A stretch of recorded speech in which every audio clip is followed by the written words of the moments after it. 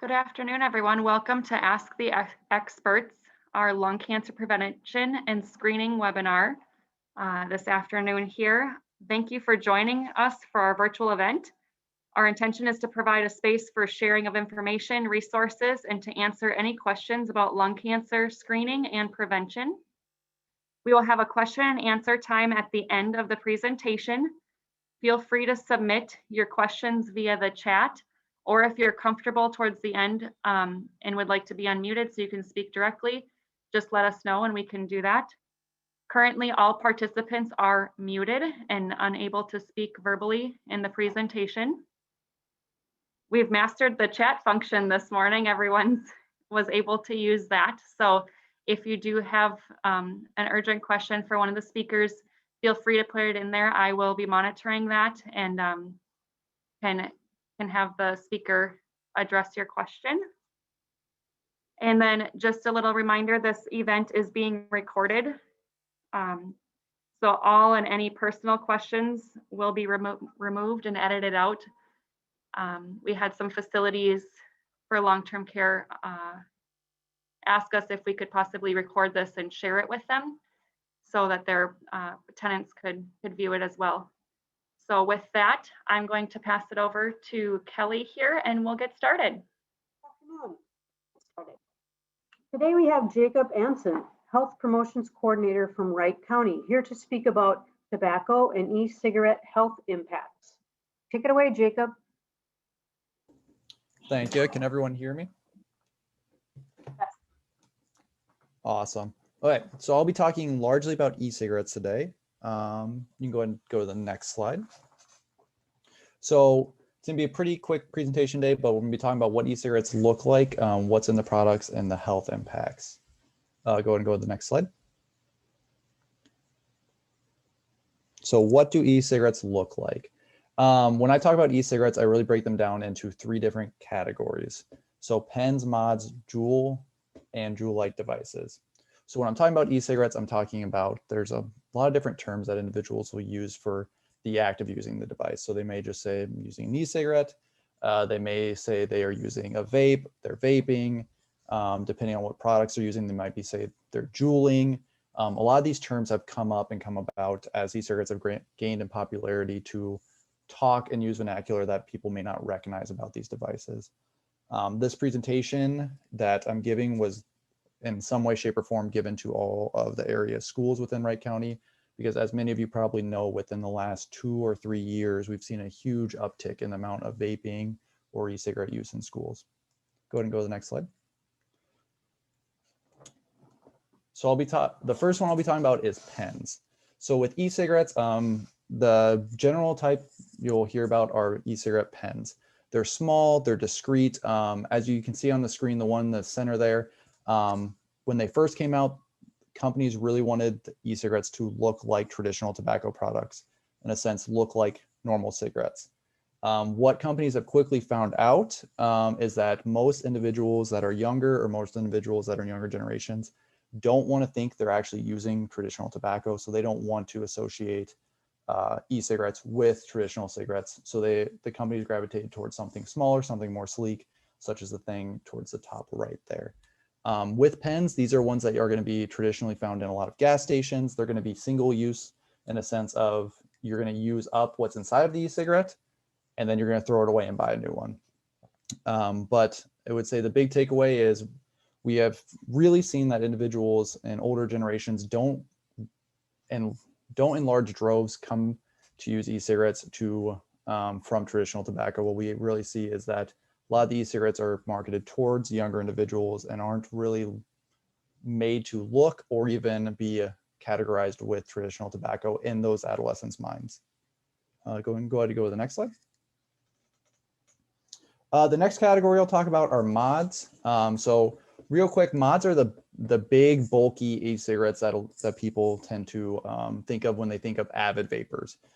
The ones that are going to have big tanks, big cartridges, the ones that when you're driving down the road and you see someone blow a huge cloud of smoke or vapor out of their window, this is what they're using. So the picture there in the center is actually from, I guess there's an international vaping cloud blowing championship, and this was the 2016 winner. I'm sure all of you are as impressed as I am by that cloud, but these devices really, they're called mods by the fact that you can change out any of the components of the devices. So with these ones, you can change out the tanks so you can store more in them. You can change out the heating elements so they heat up faster, and you can change out the batteries to either, some reasons you might change them is one, you might want to blow bigger clouds with it. Two, you might be using a different substance in there than the e-cigarette juice. Or you may just be wanting to tweak it and change how it works. So with these ones, if an individual is using these, they have to specifically buy juice from vape shops or tobacco shops, fill up that silver cylinder on top of the rightmost picture there, and then they will push down a button and use it. These ones tend to be pricier. So if we're talking about adolescents, they don't gravitate towards these ones as much, just due to the fact of the cost that's associated with getting involved in them. You can go to the next slide. Next, I'll be talking about Juul and Juul-like devices. So first off, starting talking about Juul. Juul was a brand of e-cigarette that really became popular in probably the last 5 years. This is the one that a lot of people associate with more of the restrictions that we've seen on e-cigarettes and vaping. Juuls have a very, very interesting history of how they came about and how they became so popular. So when we talk about Juuls, they are very sleek, very slim, as you can see there. Many a times they look just like flash drives. The top black part there on the device to the far right is where the juice is stored. And what happens with these is you would buy a starter kit, and with those you would put on new cartridges that have different flavors. With adolescents, we really saw individuals gravitate towards fruit flavors and stuff like that. The one thing that is very different about Juul is the type of nicotine that they use in these devices. So all the devices I've been talking about use some sort of nicotine. Largely, it's going to be some sort of artificial nicotine. With Juul, though, what they figured out to do as a company was make nicotine that is concentrated crystals of nicotine, basically, and it's diluted in a very small amount of liquid. So what that means is individuals that are using these devices get an extreme buzz extremely quickly off of it, and then will get a crash.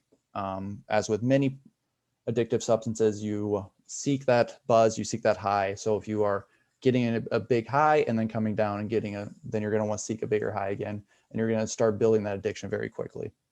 With these also, we see, in many of these e-cigarettes, we see a lot of additives in the products, and we see a lot of variation from product to product. You can go to the next slide. The one thing that we did find out from Juul was it is widely popular amongst adolescents. Again, I'll be talking about youth largely here, as we are seeing that mostly youth are using e-cigarettes. So the statistic is a few years old now, but 15 to 17-year-olds are 16 times more likely to use a Juul compared to those ages 25 to 34. So the reason this statistic is so important is many of the times when Juul was advertising, or these other companies that are like other e-cigarettes companies were advertising, it was really geared towards telling people that they should switch from traditional tobacco, such as cigarettes, to these e-cigarettes, and trying to make the argument that they're going to help you quit using tobacco. Traditional tobacco, that is. What we've seen is that that's not true. What we usually see with a lot of these products is many people using both. So they'll use e-cigarettes where it's widely socially, where it is socially, so it is socially acceptable, to use them, such as when they're in cars or when they're in home, and then using traditional tobacco such as cigarettes where it's socially acceptable to use those outside, stuff like that. So we see a co-use with these. You can go to the next slide.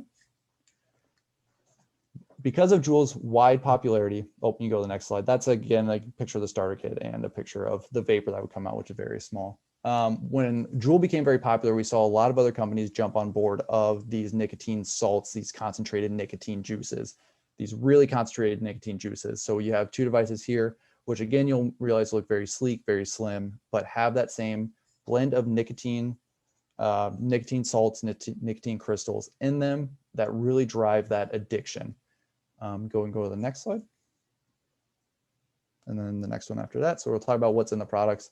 So when we're talking about e-cigarettes, one of the addictives, one of the largest addictive substances in it is going to be that nicotine piece. The nice in quotations here, nice thing about nicotine is we know what it does to the body. We've really studied it for quite a while.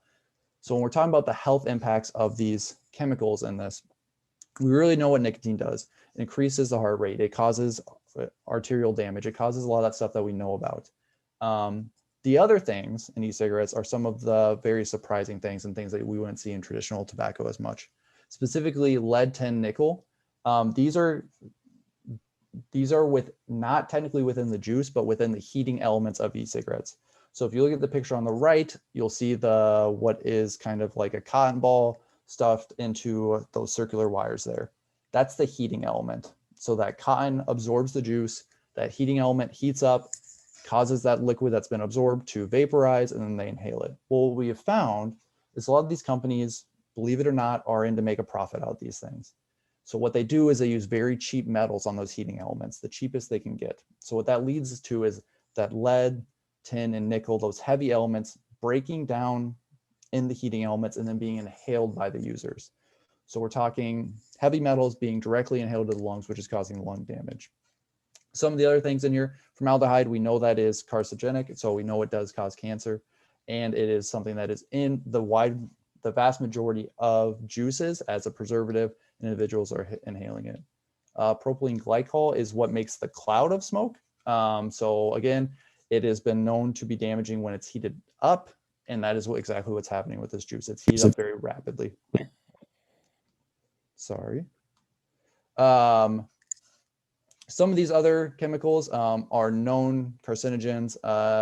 And then one of these in particular, diacetyl, has been known to cause lung damage. And speaking of lung damage, what we know from e-cigarettes is it is true that it doesn't really cause as much of the black lung.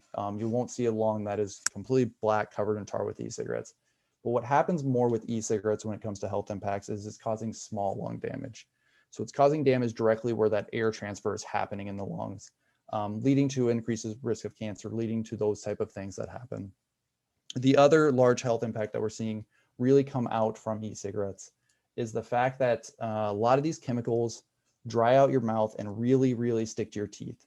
So we're seeing tooth loss, tooth decay, some gum damage, stuff like that, that long-term could lead to cancer and or a loss in quality of life due to the damage that it's causing to the teeth. You can go to the next slide. So health impacts, I already talked about some of these. You can go to the next slide. But on the left here, you'll see what we know, that nicotine does to the body. And again, the vast majority of these juices are going to contain nicotine in them. The one thing that we do know, which has been very interesting, is some studies have tested the juices and have found that many of the zero nicotine juices, which are out there, actually contain nicotine. Again, these companies are out to make money, so they're produced in the same facilities as those that create juices that have nicotine in them. Thus, there's a cross pollution effect there that causes the zero nicotine juices to still contain nicotine. You can go to the next slide. So here's my information. I know I'll have a question and answer session after this. The one last thing I'd want to talk about is many of you may know that Tobacco 21 and some of those things have come into effect. We're still waiting to see how drastically that drops youth tobacco use, but is one thing that I would say within the last year has come into effect, and we're hoping will reduce that adolescent use. And that's all I got.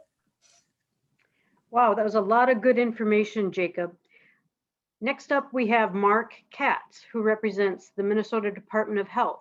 He will speak about radon considerations for Wright County. Go ahead, Mark.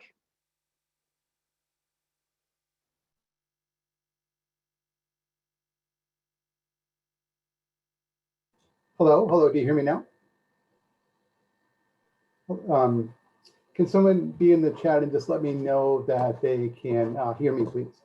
We can hear you, Mark. Oh, great, thank you. All right, so I want to thank Virginia Health and Allina Health and Virginia Piper Cancer Institute for having me here.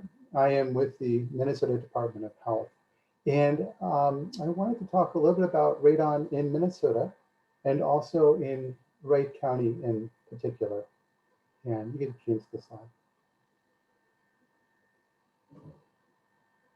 So I wanted to get into some basics for radon. I want to talk a little bit about what is radon, where is it found, how does it get into the home. I'll talk a little bit about radon in Wright County and also in Minnesota, and then how to test and when to mitigate. So first off, what is radon? And so radon is a colorless, odorless, tasteless gas. The thing with it is even though we can't tell it's there, it is a radioactive gas. It's from the breakdown of uranium, which is fairly common in Minnesota. Matter of fact, uranium is common in southwest of Minnesota more than anywhere else. And with that, we do have higher levels of radon in that area of Minnesota. Now, uranium leads to the breakdown to radon. And because radon is radioactive, it does lead to an increased risk of lung cancer, even those who are non-smokers. You go ahead and change the slide. So as we get into some radon basics, I talked a little bit about uranium and radium, and that's in the soil naturally. And what happens is radon gets drawn into the home from the soil, so it come up through the basement, and it begins to concentrate in the home. Outside, radon isn't a problem. It's a natural gas. It's around 0.3. We use the unit of measure, picocuries per liter in the air, so it's very small. But at home, it concentrates in the air and gets up to pretty high level. So it's always important, no matter where you live and about your house, no matter what type of house you have, you go ahead and test your home. So go ahead to the next slide, please.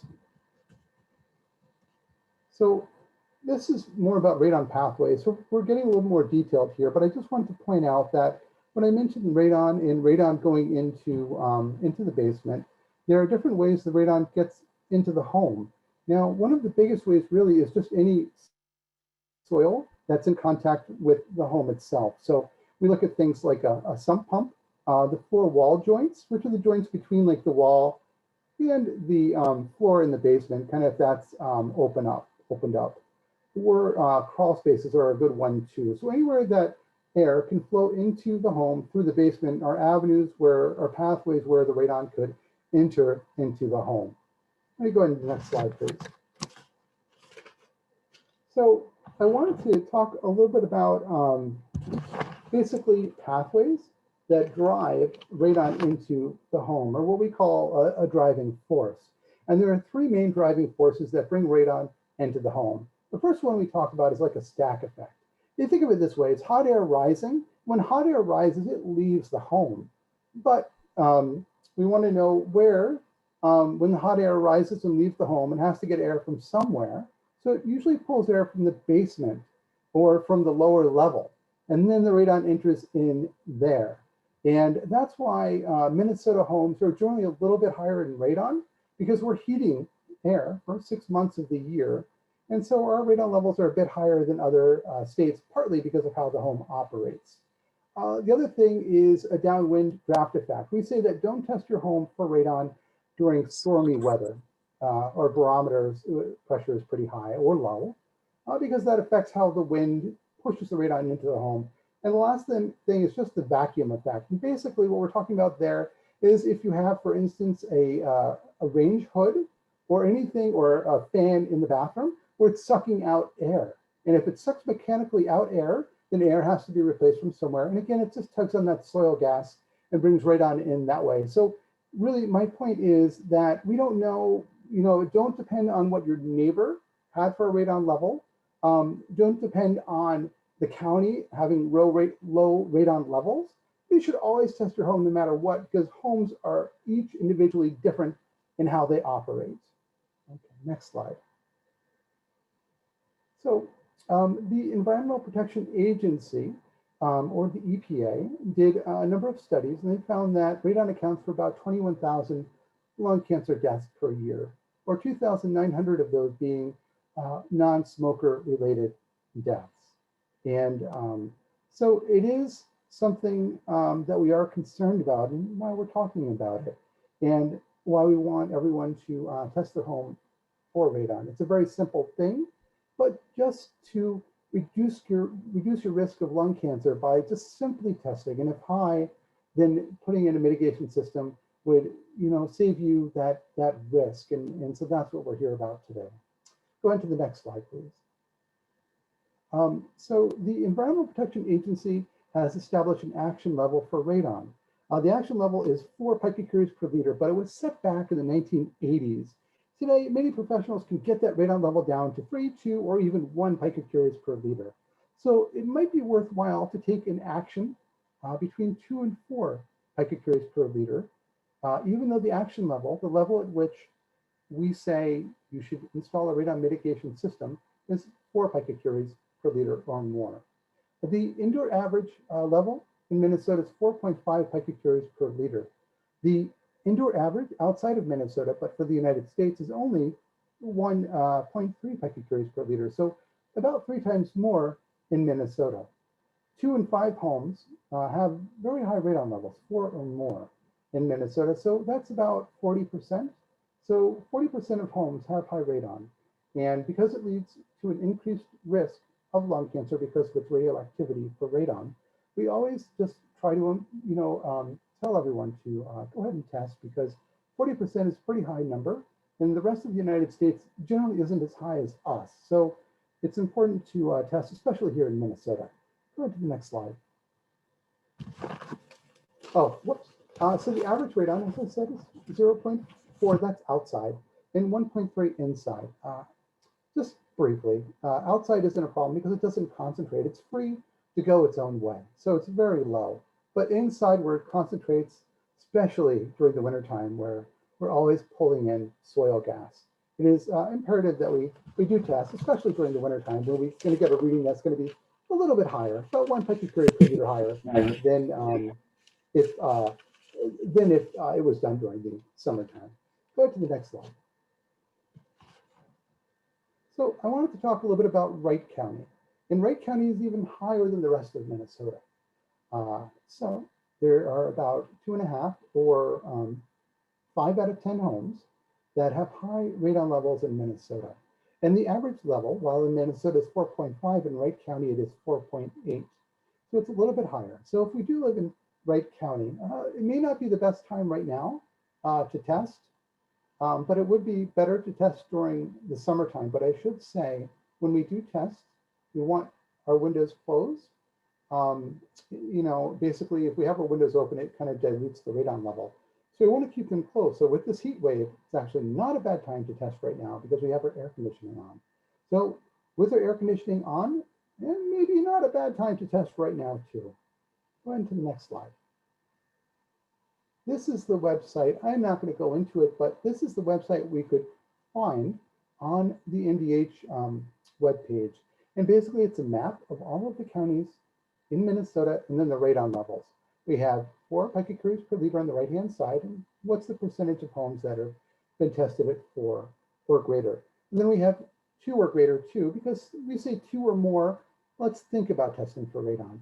4 is the action level. So we have those 2. So you can go, just Google MDH, radon data, and you'll find this map yourself. And you could look if you live in a different county, or we have another map, which I didn't show, which is for zip codes. And you can look for zip codes as well and see what that particular zip code is. So it's a very fine, detailed map. And I implore you to go ahead and take a look at it. It's kind of a nice little thing to look at and gives you an idea of what radon levels are, even in your neck of the woods down to the zip code level. Go into the next slide. All right, so this is something I just wanted to put in here. And the health risks from radon can be very high. For non-smokers who basically are exposed to 4 picocuries per liter, again, the action level, over their lifetime, an average level found in homes is at the 4, pretty much, that you have a 7 in 1,000 chance of developing or dying from lung cancer. So that's kind of a 1% chance. Now, granted, it's over a lifetime, and most people aren't in a home over a lifetime, and radon levels change. But being that the average here in Minnesota is around 4, we're pretty much exposed to that 4 when we're inside, especially the last year with that pandemic, we've been inside a lot more. So, with that 1% chance of lung cancer, it's really a great idea just to go ahead and test. So we just limit that risk because it's a little bit higher than we think about. When I go to the next page, there are some ways to test for radon. There are two different ways called a short-term test or a long-term test. A short-term is kind of a quick screening tool or mechanism that we would use to test our home. Now we'd want to close up the home because they're only going to be tested for 2 to 5 days with the short-term radon test kit, I believe. And so we put it in an area that we are commonly in, like maybe a bedroom or a living room. And we'd let it sit for those 2 to 7 days, and we bring it in, we mail it in. I'll talk a little bit more about that, and then we get the results back. So it's a very easy way to find out what your radon levels are. There is also a long-term test, which is basically taking into track of seasonal variations, where I said winter is a little bit higher and summer is a little bit less. Long-term, we can measure from 90 to 365 days. We usually say to include the season of winter in there. But by measuring through a long-term test, we get a very accurate level of what the radon levels are in the home. And what they do is there's a little piece of plastic that you don't see in that long-term test kit. And radon, the alpha particles of that part of the radiation, basically creates pot marks in the plastic. And they can count the amount of pot marks in the plastic, divided by the number of days that you have off, and get a good idea of how much radon you have in the home. So those are two ways you can do that. Go ahead and next slide, please. So there's the charcoal test kit and the continuous radon monitor. They're used for the short-term test kit. The activated charcoal absorbs the surrounding air, and it's hung up for 2 to 7 days. After it's done, you mail it in, and you will get the results back in about a week's time. So it's a very short amount of time. You get easy, quick results, and it's also fairly cheap. You could probably get it at Wright County for, I think it's $5, or at the Department of Health for $10. The continuous radon monitor is used in a real estate transaction where you don't have 2 to 7 days. This is done in a shorter period of time, and a professional who is licensed will put it in your generally areas like your basement or other areas that are near a foundation. And they'll know where to put it, and they put it up for generally 48 hours, and then they get the results back instantaneously. And what's good about this is for real estate transactions, it's very quick, and you can't like move it or can't open a window. And some people, like with real estate transactions, might want to open a window to get the radon levels lower, but it will know that. So for real estate transactions, that's the way to go to make sure that you have accurate results and people aren't trying to mess with the system. Go ahead to the next slide, please. So the Alpha Track is the long-term test kit. So we already talked about that, and the lab analyzes that too. So those are the two ways to go. Next slide. You want to place the test in the lowest livable area. During a real estate transaction, that would be the basement. But if it's not a real estate transaction, you put it in an area you're regularly in, like more than 6 hours a day or something like that you're in. Exclude the kitchen or exclude the bathroom because, well, I hope you're not in the bathroom like 8 hours a day. That would be bad. But you don't want to have high moisture areas. So you would put it in like a bedroom or a living room. And you put it a little bit away from the walls just because of the air pressure and the wind, and then away from objects a little bit. And lastly, at breathing level, we say 20 inches above the floor, but you want to put it at a level where your mouth is. It might be 5 feet, depending on what your height is. If you're 4'5", it might be 4 feet. Or if you're concerned about your teenagers and they're really tall and growing to 6'5", and maybe you put it at 6 feet. But you generally want to put it at breathing level. Go to the next slide. So this is how to interpret the results. And it is a little complicated. And basically all we're really saying is you do an initial test. And after that, if the reading is 2 or more, you're going to do a second test. Because if it's low, that's great. Don't worry about it. Retest every 5 years. If it's 2 or more, do a second test. And if that second test is 4 or greater, then we do recommend that you install a radon mitigation system. But they're expensive, so test twice before you do that. Next slide.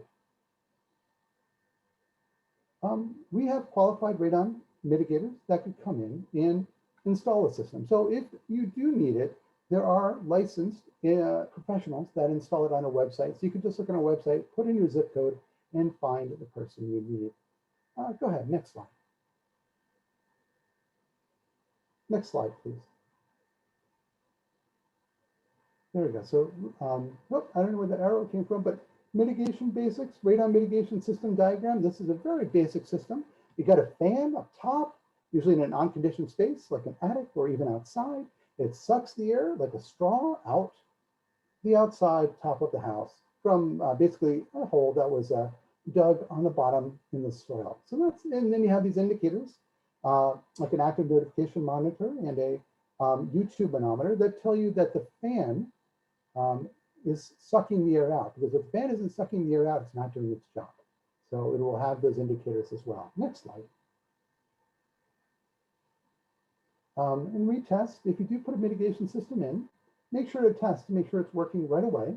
You want to make sure the system's working, because if you don't test, and then a year later, you find out that that system was getting it not where you thought it was, then it might be hard to have that mitigator come back and fix it for free. So make sure you retest it right away. Next slide. So important takeaways. Radon is a common issue in Minnesota. It's very common. Second leading cause of lung cancer after smoking. Testing can be done by the owner. It's very simple. Or you can go ahead and hire a professional, like if you were doing a real estate transaction. The action level is 4, but even at 2 to 4, it may not be a bad idea to mitigate your home. We have a list of qualified professionals on our website, which is people who are licensed to do both testing and mitigation. So, and then the last part, which I think is an important part, to the next slide. You can get a radon test kit for $5 from Wright County Public Health. And that's the number. I'm not going to say it. You can go ahead and write that down. Or you can go to our Department of Health website, but hey, it's a little bit more expensive at mn.radon.com. But, and then we'll go ahead and mail it right to you for free. And that's the whole cost. There's no other cost but that. And that would be for the short-term radon test kit. So thank you very much for your time. I really appreciate it. That was very educational. Thank you, Mark. Who knew Wright County has such high levels? All participants will receive a free radon kit today if you give us your contact information. Also, participants complete the post-webinar questionnaire to be entered into a drawing for $25 in Buffalo Bucks to be used at local merchants. It is my pleasure to introduce Dr. Seth Baker from Allina Health, who specializes in pulmonary medicine. Today, Dr. Baker will present on preventative testing, low-dose lung screening. Dr. Baker? Thank you. Thank you, Kelly. Oop, oop. All right, are we good now? All right. Thank you for having me today. I appreciate that for this important topic. Next slide. All right, so today I'm going to talk about lung cancer screening and kind of the process. So in the beginning, I'll talk about screening, and then the process that happens after screening is done, just for people that, so they can understand which way things are going and how to follow up on the screening results. Next slide. So whenever you have a screening issue, whether it's in our case lung cancer or breast cancer, you always have to diagnose the problem, and our problem is lung cancer in particular. Lung cancer is the leading cause of cancer-related death in both men and women.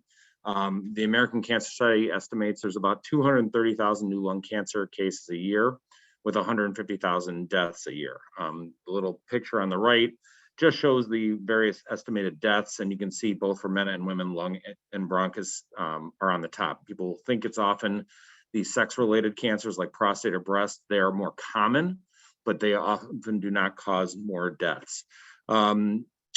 As for prevention is the most effective strategy in reducing lung cancer burden in the long term. And as some of the speakers were speaking before, 85% of lung cancer cases are actually associated with smoking. Radon being number 2 in our state, but mostly with the screening, we're dealing with smoking. Next slide, please. So this is just a picture. You know, you can find anything on Google, Google Images. This is not one of my patients, but this is a pretty classic CT scan that you can see in a lung, not necessarily screening program. Hopefully you'll pick it up before that. But there on the left lung, which is on our right side when you're looking at the screen, is a large mass, and there's actually a little bit of fluid around the lung too, but that's what we're trying to avoid happening. Next slide, please. So why do we screen? And the reason why is because outcomes for non-small cell lung cancer, which is about 80% of lung cancers, is directly related to the stage that you make at the time of the diagnosis. And there's actually a little less data for small cell lung cancer, but in general, and I think this goes along with most cancers, the earlier stage, the better, and the better survival. Also, in our particular patient population with lung cancer, 75% of lung cancers present with the advanced stage 3 or worse. And this is usually because symptoms don't really start until they're more advanced. So you may be going after, once we're diagnosing them in symptomatic patients, it's because they might have a symptom like coughing or wheezing or coughing up blood. So by that time, the cat's kind of out of the bag. And despite advances in therapy, so we're talking about newer advances in chemo and the surgical techniques and radiation and even the newer immunotherapies that you can't go watch TV tonight and not see commercials for some of the drugs, the overall 5-year survival of all lung cancer is still only 18%, which is pretty dismal. The slide on the right really kind of shows the differences. In A, that was actually the 7th edition of the lung cancers, basically diagnosis of stage. Where you see down to stage 4, it was a 6% chance that you're going to live 5 years with that diagnosis. Of course, as things get more complicated, the 8th edition, which was actually at the start of January of 2020, expanded on the stages. So there's a couple of there's a stage 3C in there. The 4s have been separated out into 4A and 4B. So there's more groups, but the point is made the same. As you can see, the 5-year survival definitely drops as the stage gets worse. So we're trying to diagnose at an earlier stage. Next slide, please. So why to screen? What are the benefits? Well, the goal is you're going to detect earlier cancers that are more amenable to cure. Lung cancer screening has been shown to have favorable rates on smoking cessation as well. And some people think that that's because if you're screening, all of a sudden I'm going to think, well, why am I doing the thing that I'm screening for? So they're going to try to quit smoking. Early detection leads to earlier treatment, which is usually more cost effective. And for those that don't like medical terms, just read that as less expensive than treatment at later stage. And then other illnesses and diagnoses that actually can be made sometimes with these screening CT scans. Next slide, please. But with any screening test, there are cons, there's harms of screening. So some of these are consequences of evaluating the abnormal findings. So you might need some sort of further imaging. You might need a biopsy or surgery for benign findings. The National Lung Screening Trial, which we're going to talk about a little bit more in another slide or two, really did look at about 30% of their screening CTs that had some sort of abnormal finding. And of those, the vast majority, 96%, were false positives, meaning in that case, they were not leading to a lung cancer diagnosis. So that doesn't mean that there's not important findings, but the reason why you did it was not the reason what led to the abnormal results. And actually in the trial, 11% of the time when an invasive study was needed, that was still false, there was still a lot of false positives with that. There was incidental findings also that could lead to other evaluations and follow-up testing, such as diagnosis like emphysema or coronary calcifications, and that can lead to patient worry. Obviously, there's also harms of screening because I get asked the question, well, what about radiation? So estimates do show that for every 108 lung cancers discovered by a screening, one major cancer might be induced by radiation. That's an awfully hard thing to prove. And for that one patient, that's terrible. But if you're looking at the overall pluses and negatives, obviously you see a big shift towards the positives. Obviously, this can cause patient distress. Frequently we'll see patients coming in with a lot of worry because of an abnormal screening test, and then the workup of that.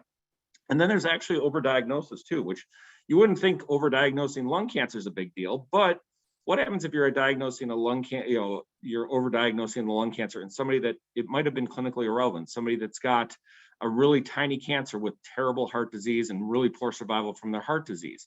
So there are potential other screening harms that can happen. Next slide. So how do we screen? So these days it's a low dose CT scan. So low dose is lower radiation dose than the traditional CT scans. It's really on the order of about 5 times less radiation. It's more than an X-ray. It's about 5 times more radiation than an X-ray, but less than a routine CT. And the hope is, like this little picture shows, that you find out something that looks like that, something small.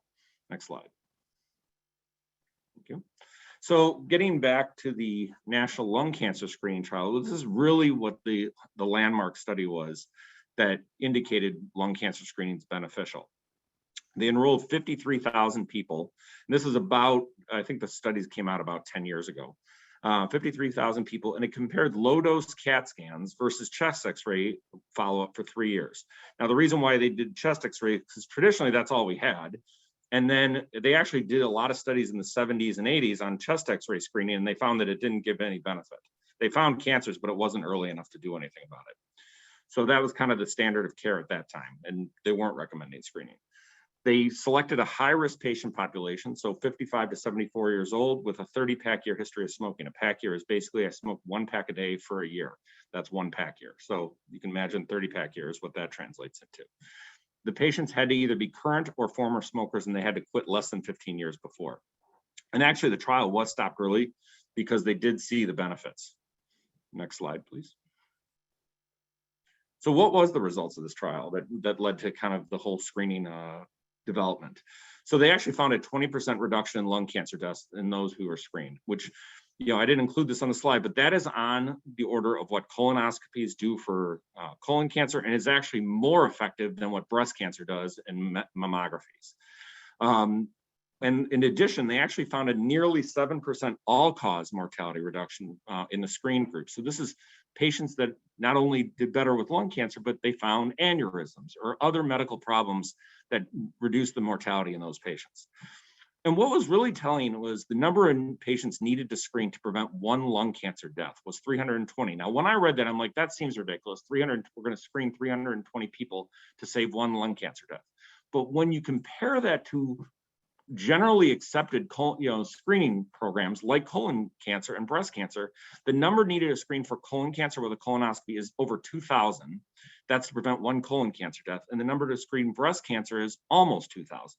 So you can see lung cancer was so much more cost effective in that regard to screen. It prevents much more lung cancer death in comparison.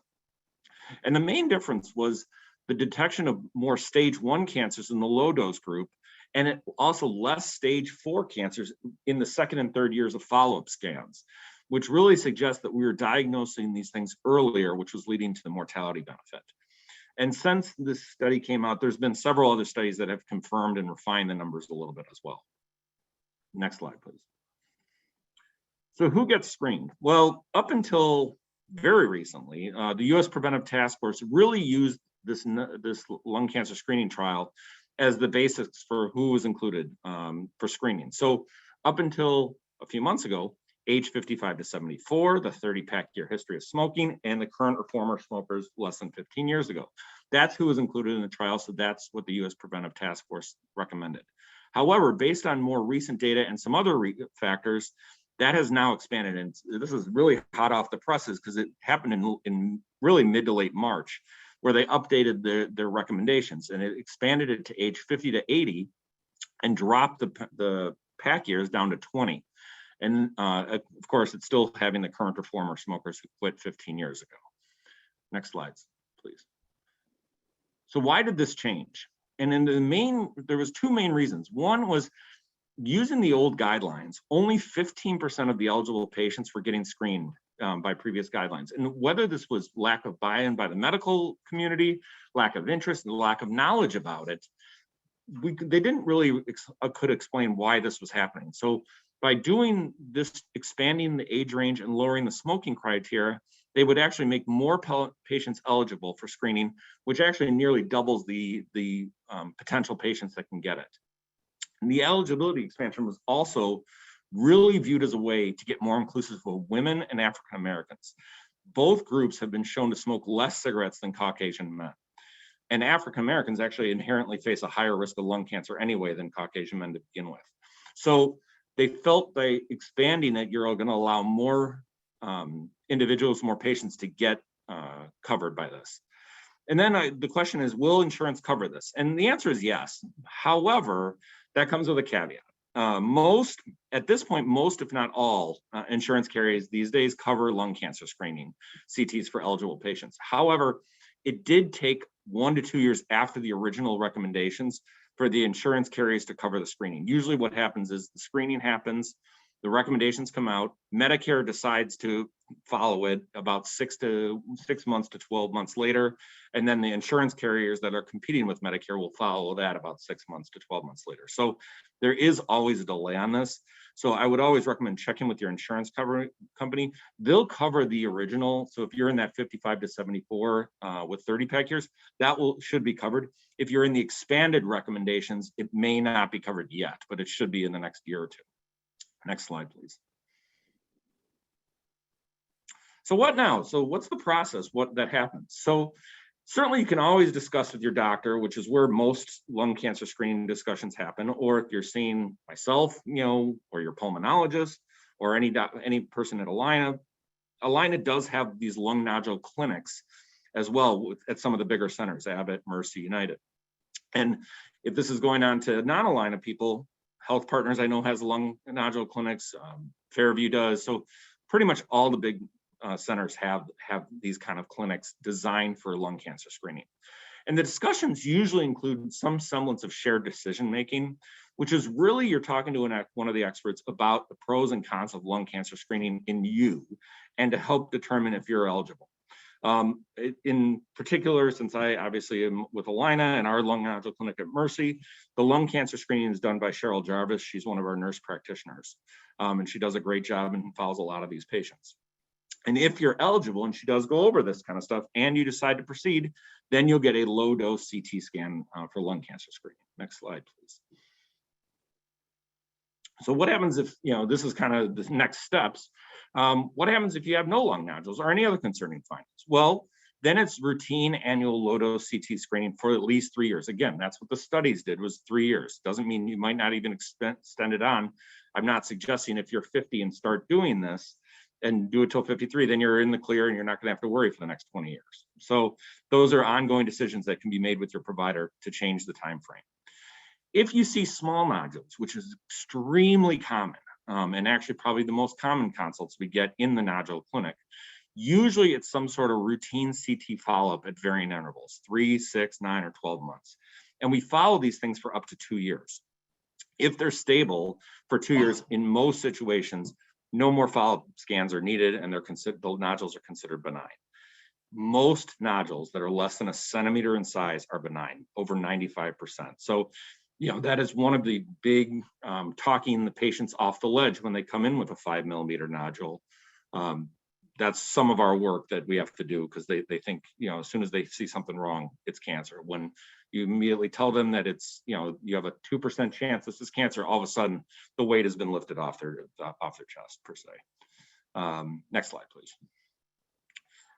If something's bigger, so if you have something greater than 8 millimeters, you're likely going to be referred, at least in the Mercy nodule clinic, to one of our Allina pulmonologists, myself, Dr. Naima Adhami, or Dr. Brad Chmielewski, and we'll discuss the next steps. Other systems, I'm sure, have nodule clinics and probably do something very similar, but I can't really speak on those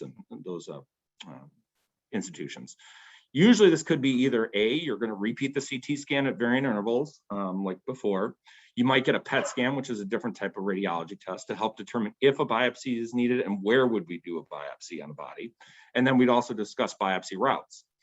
If a PET scan is done, and be aware, another thing is that a positive PET scan, which means it's kind of lighting up, does not mean it's cancer. It usually means something needs to be biopsied, but there are a lot of things that can cause PET scans to be positive. Next slide, please. So how do you get biopsy? So there's really 2 ways. You can do it from the outside, which is usually a CAT scan biopsy. So there's a little picture there of, you're in the radiology suite and the interventional radiologist is kind of injecting the needle, and you're obviously numbed up. And usually you're given a little something to take the edge off. It's normally not done under general anesthesia. It's usually done under some conscious sedation at most. Or you can go from the inside, which is called a bronchoscopy, or there's even surgical biopsies. And usually these are done either with conscious sedation or general anesthesia, depending on the type of procedure we're doing. And we're going down in the lungs looking for something. That bottom picture is just a random picture, again, found off Google Images, that of a airway that you can see a tumor sitting right in the airway, and we can sit there and biopsy that. Next slide, please.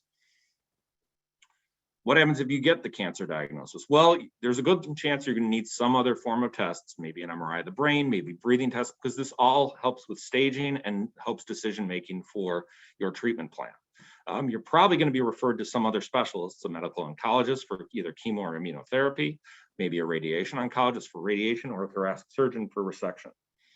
Next slide, please. And this slide I just included there because I get a lot asked about, well, what about the treatments? You know, I don't want chemo and all that. These are generalities. Not everything fits with every person, but usually treatment is based on a variety of factors of both the tumor itself and the patient factors, such as age and comorbidities. In general, small cell is only treated with chemo and radiation, you know, plus or minus immunotherapy these days. If it's non-small cell, which is about 80% of lung cancer, usually early stage 1 and 2, surgery, if you're able to get surgery, plus or minus chemo. If it's stage 3, it's usually chemo and radiation plus or minus immunotherapy. And stage 4 is usually chemo plus or minus immunotherapy, and radiation is usually palliative. So those are generalities. Not everybody fits into every one of these categories, and there are exceptions to the rules. I think that might be my last slide. Next slide, please. Oh, so a recap. So a recap in a nutshell, it's a lot better to diagnose at the stage with a nice big red arrow where it's a tiny little lung cancer screening, tiny little nodule, versus something where on the right side of the screen when it's at that size, where it's much more advanced and much more difficult to treat at that point. So thank you very much. Next slide. I appreciate it. Thank you, Dr. Baker. Thank you, Dr. Baker. We plan to host a low-dose lung cancer screening event in the fall. Stay tuned for more information in the upcoming months regarding the date and a time that will be held here in Buffalo. Lastly, rounding out our educational session today, we have Stacy Bessinen. Stacy is the Wellness Program Specialist at Buffalo Hospital, part of Allina Health. Stacy will be sharing information regarding tobacco cessation and behavior change. Go ahead, Stacy. Thank you.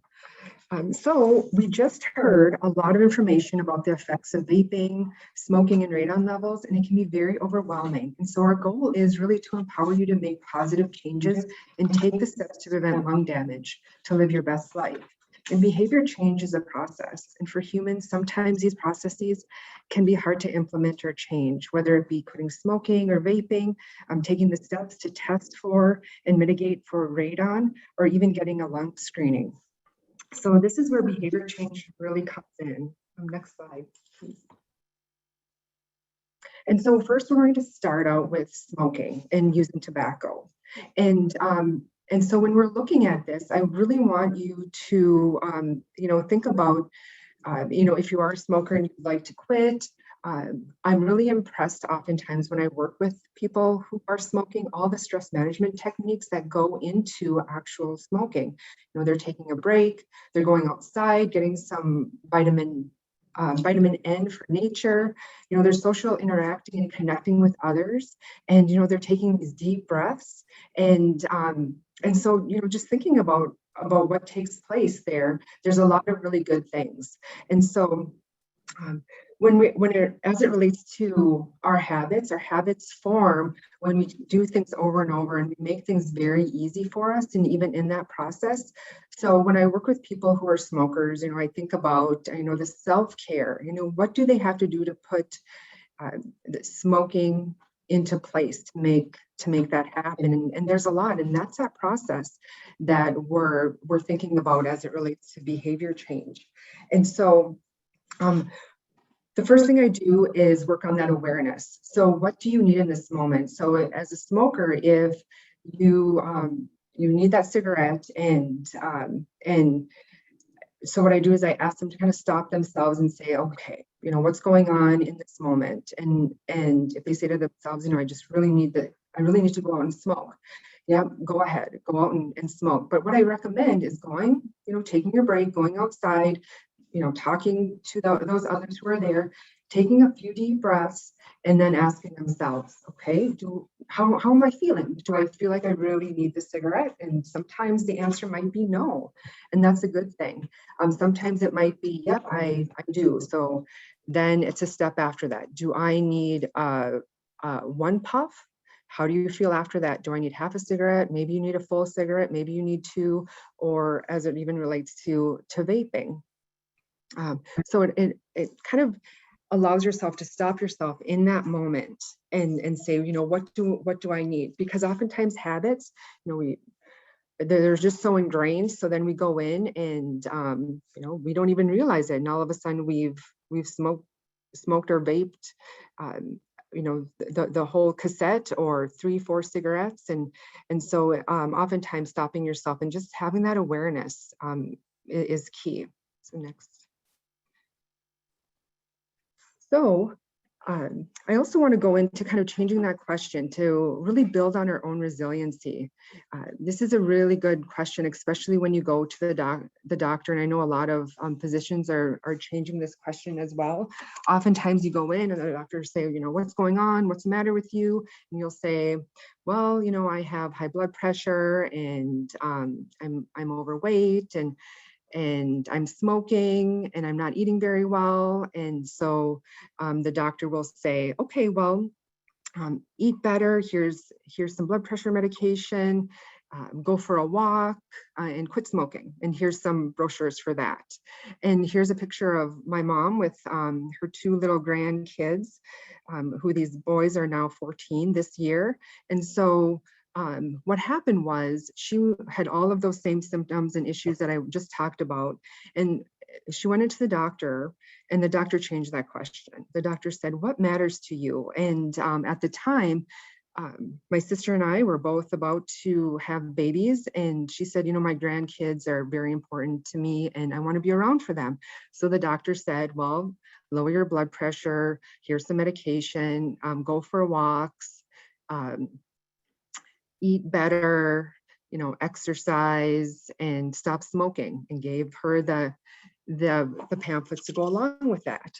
And so this isn't always the case, but she was able to quit cold turkey just because of that one question. And you can question yourself at any time. You can question yourself right now, like what really matters to you, really connecting your values to to internally motivate you to make some behavior changes around your health and wellness to really be able to live your best life.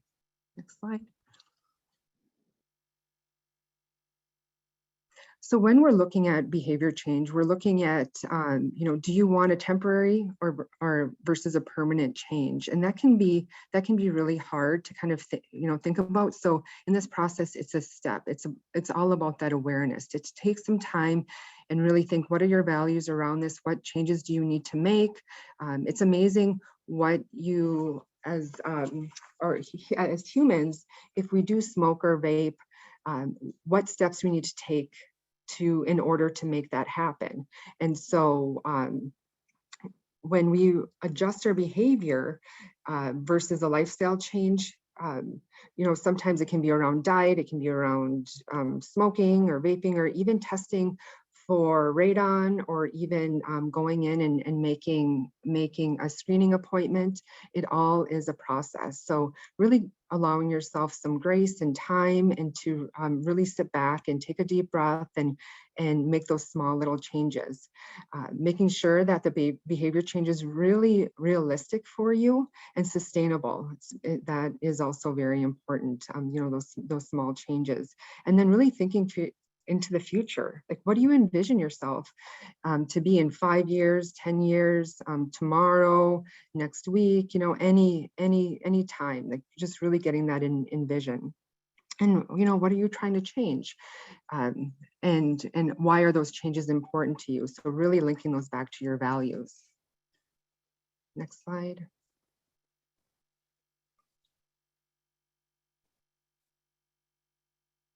So let's take a closer look at yourself. And these are just some questions to ask yourself. Like, what do you want for yourself? What's your end goal?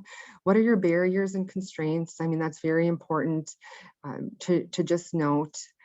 Because if you have a lot of barriers in your path, it's going to be harder to do some behavior changes.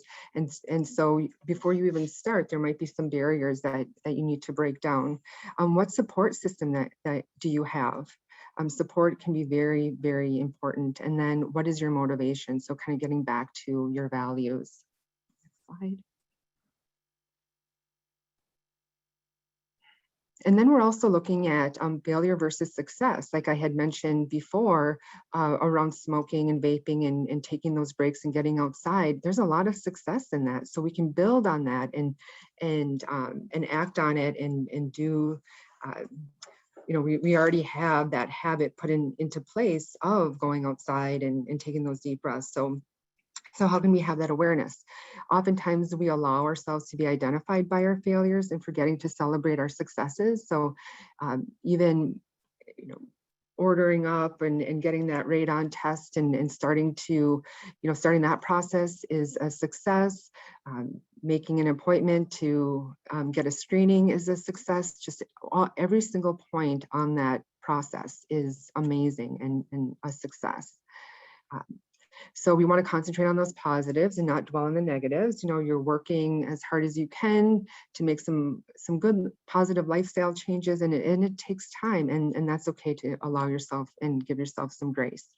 And ask yourself in that process, what did you accomplish? What are you proud about in your life? And where did you succeed? Kind of even looking back in your past and thinking and reflecting on those times that you did have some success. You know, answering those questions and how you succeeded and what processes did you put in place to make that success happen? Because we can learn from what we did in the past. Start believing in your ability to make the changes, you know, and definitely getting rid of the guilt. You're only human, we are only human, and nobody's perfect. And so we're just doing our best to make those behavior changes to live our best life.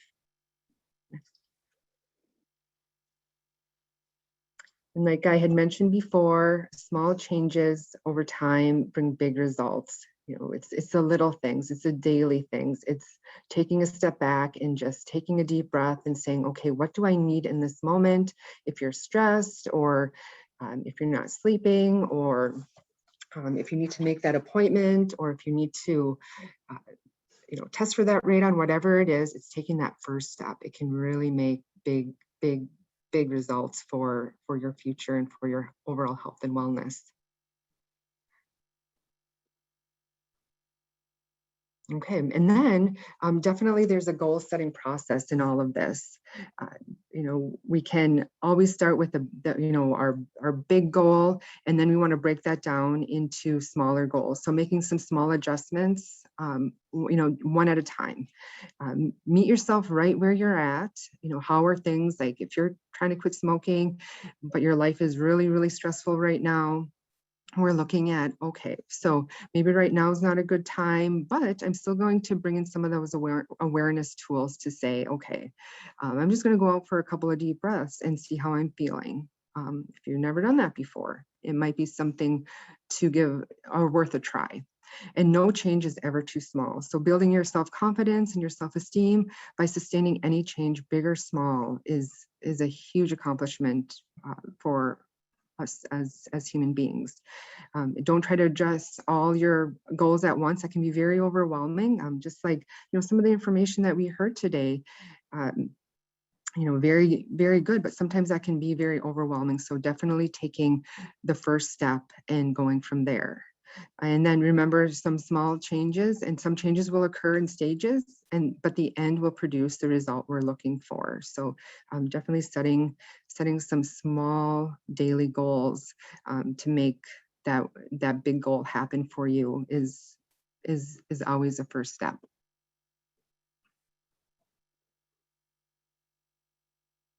And last is, you know, I kind of already talked about this. The motivation is so very important, and what I really like to do is link any goal or any plan that you have back to your values. You know, thinking about what really matters to you. And so, but sometimes people need more of a carrot or a stick, or, if they're going for something, they're going to they want to quit smoking because they want to be healthier. They want to be around for their grandkids, like my mother. Otherwise, sometimes people are running away from something, like they're running away from maybe a family history of lung cancer. And so what does motivate you is kind of a very important thing to just put to just have in mind, to be able to make those small steps.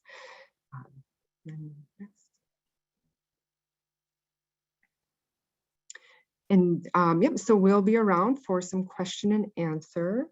Back to you. Thank you, Stacy. That was also informative, and I hope our participants learned a great deal from our presenters. It is now time to open the floor to ask our experts any questions or clarifications you may have. You can raise your hand and we can call on you to speak in the Zoom call, or you can use the chat function to type in your questions. Okay, it looks like we have a question here in the chat. It says, I was told by a company that a mitigation system for them just to make money off of you. What is your thoughts on this? Hi, yeah. Mark, that looks like it's a little bit more towards your presentation. Yeah, so this is Mark with the Minnesota Department of Health. So, really we're advocating for radon mitigation systems. They are proven effective. People do a lot of training for this. They basically take a 5-day course, and then after that, they have to pass a very difficult exam.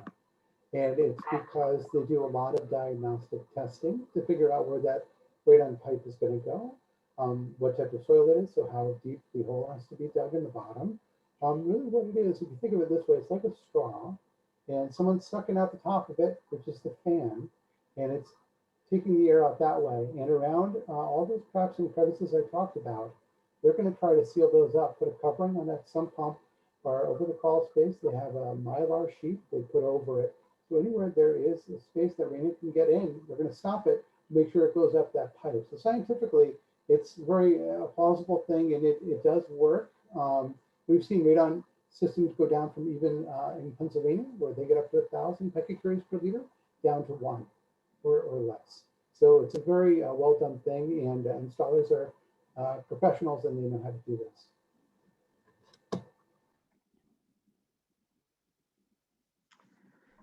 It looks like there's a couple other questions here. I want to make sure an installer for mitigation is reputable. Is there a list somewhere that Minnesota Department of Health has of reputable installers for these mitigation type systems? Yeah, so back in 2020, we had all of the people who do radon mitigation installations are now certified, meaning certified professionals. So they have to go through all this training now, and we've listed all those people on our website. So just Google, basically the easiest way to do it is just Google MDH radon. It'll bring you right to our website, and then on the left-hand side or tab is a list of licensed mitigation professionals. And you put in your zip code, and and you put in the radius at which you want to find them, like a 30-mile radius or whatever, and then they'll come up. And they usually do free estimates. They'll come out and give you an estimate. So all those on our website are reliable and professionally licensed. It looks like somebody may have had a radon mitigation company come out. However, they said that their results were not usable. Is there a time frame that these values are good for if you do a radon test? Generally, we don't have, there's not a set standard, but we don't want radon test results from a couple of years ago. We want a radon test result from like probably that month or two would be really nice, because as the seasons change, radon results do change. But really as it is, we like the last year's winter months as a really good indicator of the radon levels, because during wintertime, radon levels are generally about a picocurie per liter higher.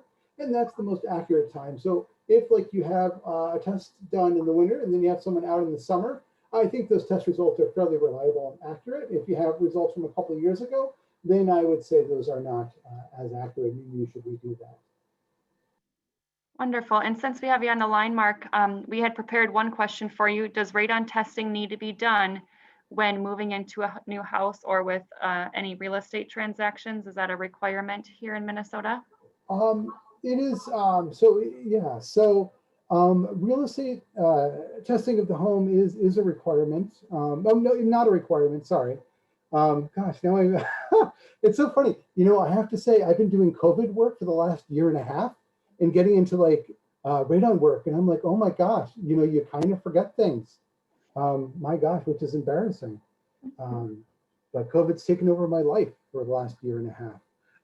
So radon, during a real estate transaction, you could basically, yeah, I think you're gonna, sorry, you don't, no, oh my gosh, now I forget it. I'm like totally mind blanking. So thank you for that question. But now I don't have an answer for you. I'm gonna have to look that one up, but I think that during a real estate transaction, do you have to test? Gosh, everyone's gonna be yelling at me back at work because I can't answer this. Oh my gosh. See, this is the problem when you're on COVID brain for so long and you have this. You know what? Do we have a second? I could Google it. Yeah, let's move on to some other questions Okay, that we we'll do have that.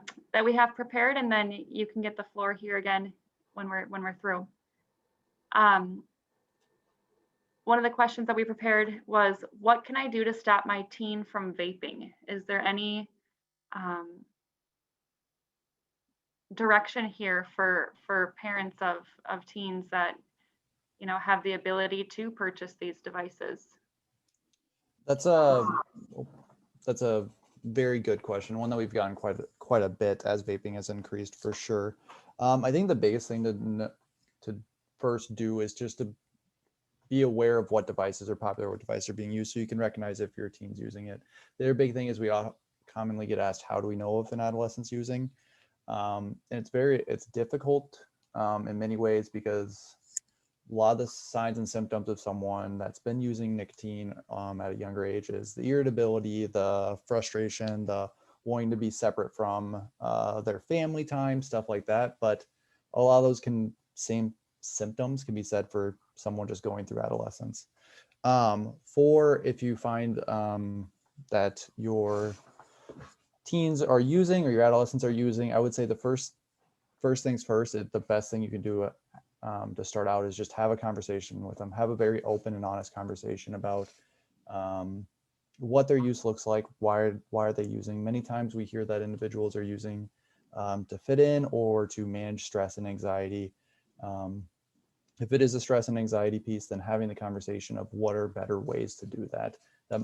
Motivational interviewing, that positive reinforcement of getting them to realize that there are better alternatives out there. Otherwise, I will say one thing is, with it being T21 within Wright County, with it being T21 nationally, if they are younger in purchasing, then there is always the question of where are they getting it from, how are they getting it, and maybe trying to figure that out, but maybe not focusing on that and really just having a conversation about where they're at mentally and physically. Do you think the T21 laws have helped with decreasing younger people from using tobacco? I would say yes. However, I will say a lot of due to COVID and a lot of other things, the long-term studies, or I guess the stats for Wright County specifically haven't come out yet. We do know that in other states that have done it, in other localities that have done it, they did see a drastic reduction in tobacco use in adolescents due to really putting in that simple stopgap of upping the age to 21. Along with that, for individuals, just speaking long-term for individuals, the younger they start, the more likely they are to continue using nicotine for the rest of their life. So it's something like, I'm trying to remember a statistic off my head, but if an individual starts under the age of 18, they are 90%, I'm blanking, but extremely more likely to continue on using tobacco products for the rest of their life. Thank you. And then Dr. Baker, there's a couple questions here for you.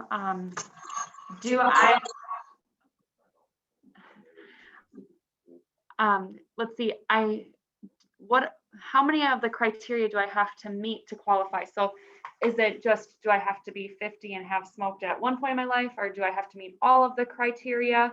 Or am I eligible because I'm over 50 and I was exposed to secondhand smoke because my parents smoked? What, how does that criteria work? So always keep forgetting about that. We're in the same room, so. All right.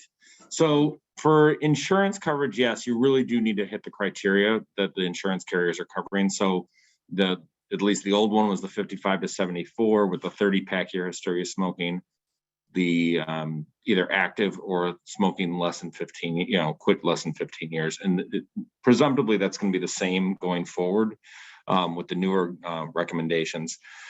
We do get a lot of questions. It's like, well, I grew up in a family of smokers. I didn't smoke, but smoking runs in my family, or I should say lung cancer runs in my family. So I'm really worried.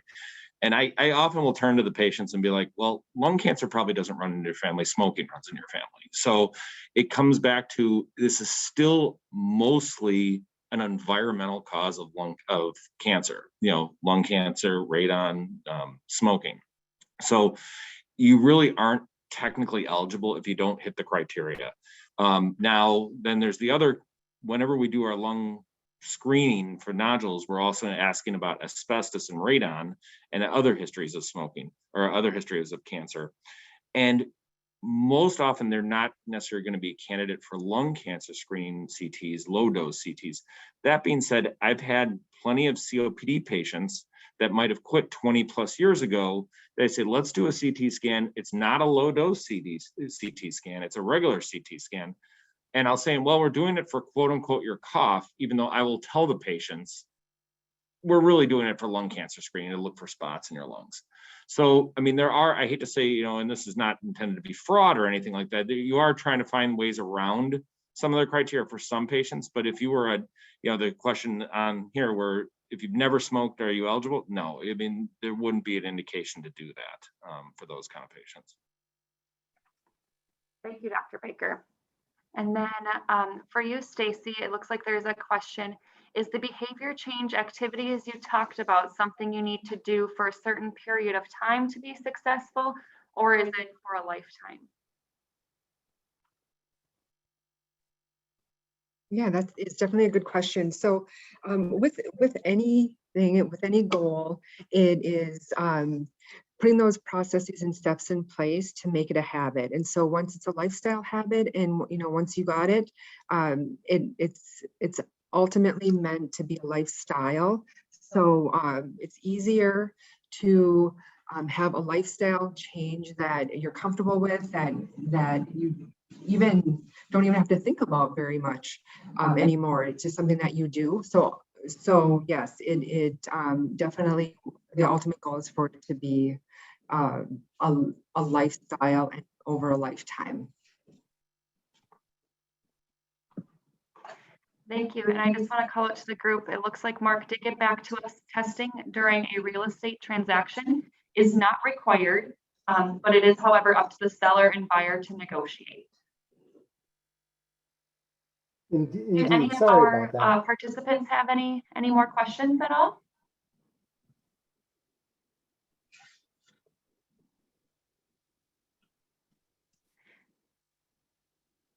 I just want to go ahead and call out that Buffalo, sometime here in the fall, is going to be hosting a low-dose lung screening event. So that will be here local in Buffalo, in Wright County. So you will not have to travel to the metro to have that screening test completed.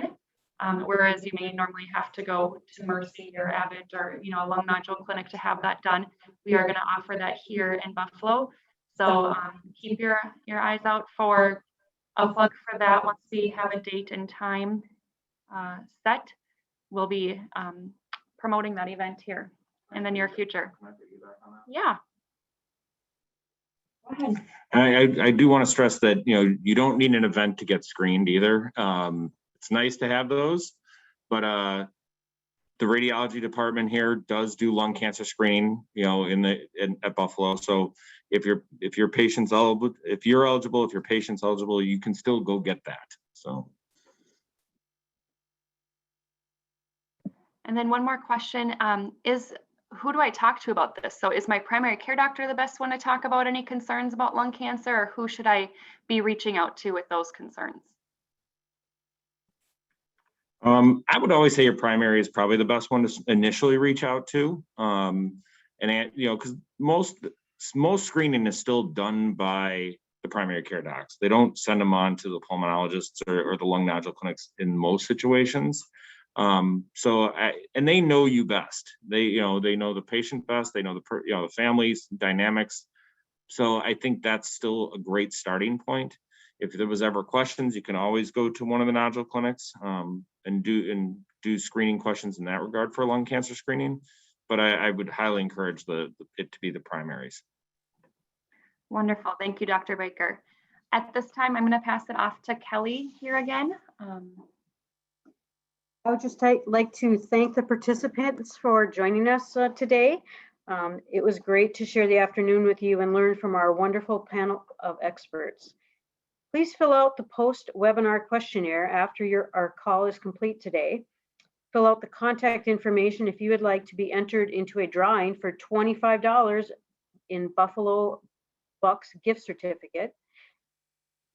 And remember, all participants will receive a free radon test kit if we have your contact information. This concludes today's session.